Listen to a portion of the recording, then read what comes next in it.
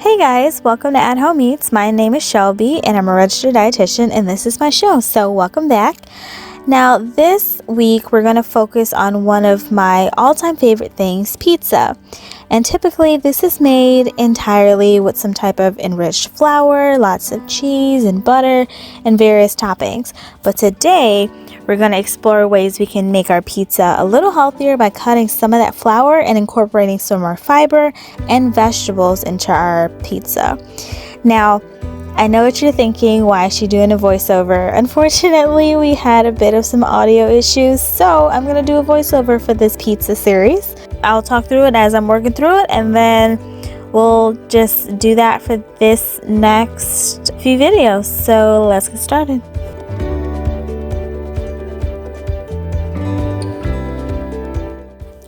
So first, we're going to start off with all of my ingredients. Now, in my previous video, we did rice cauliflower. So I showed you guys how to rice cauliflower because we're actually going to use that for this pizza dough because it's a cauliflower pizza crust.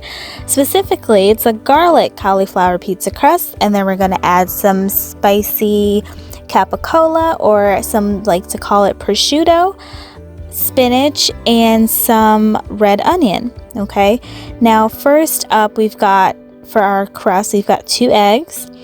And then we're going to add some mozzarella cheese. We've also got some garlic powder, onion powder, basil, oregano, some whole wheat flour, and we're just going to kind of add all that into a bowl, and then that will be our crust. So you see me adding the eggs, and then we're adding in the seasonings. We're adding some of the cheese in there, all of the oregano and basil, and of course all of the whole wheat flour. And now we're just mixing and mixing with my hands. I forgot to bring my gloves so we're getting our hands dirty for this one. That's okay. Pizza is always a great way to be able to get the kind of family involved too, so it's a great way to get the kids involved in the kitchen. If you like to do that, pizza is always a fun thing to do. So you see that I've got the big ball there that I dropped on the plate, and that is our pizza crust made from mainly cauliflower. It's only 2 tablespoons of whole wheat flour in there, and the rest is amazingly cauliflower, and that's what's holding it together along with the eggs. So now you see me kind of just pressing it out, and this, because it's cauliflower and it's not being held together with like a lot of gluten that would be coming from the flour itself, with like 2 and 3 cups of it in a normal pizza dough, I'm actually trying to be as careful as possible, just making sure that I press it out. And so remove any large like pieces that you see, and then just continually press it out as best you can to make sure the pizza dough is as thin as possible, and make sure that you try to close any corners. And then you want it to be as even as possible too.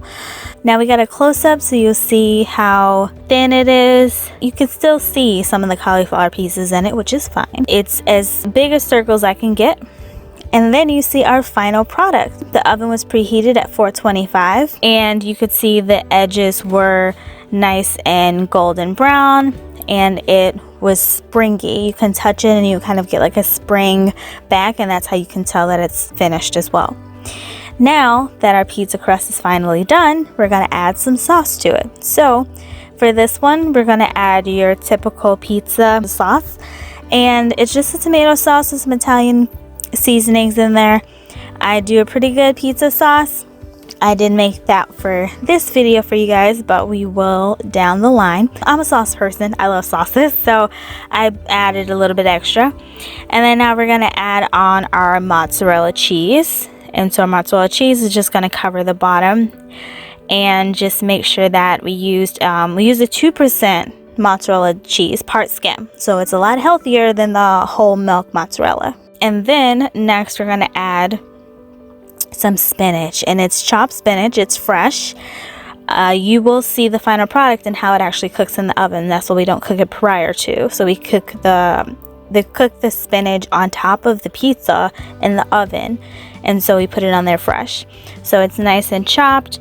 We washed it, of course. Our food safety tip, always wash our fruits and vegetables. So we washed our spinach, chopped it up. And then next, we're gonna add some red onion. Now the red onion is sauteed, and so we just sauteed that lightly on top of the oven with some olive oil, and it takes literally 2 to 3 minutes or so to kind of just saute some onions and caramelize them, get a little bit of color on them, and bring some of that sweetness out that we love from the red onion. And make sure that is on the pizza and that is distributed well on the pizza. And now we're just adding in our Capacolla, and you can also use prosciutto, like I said. You can also use maybe like some Canadian bacon if you don't have Capacolla.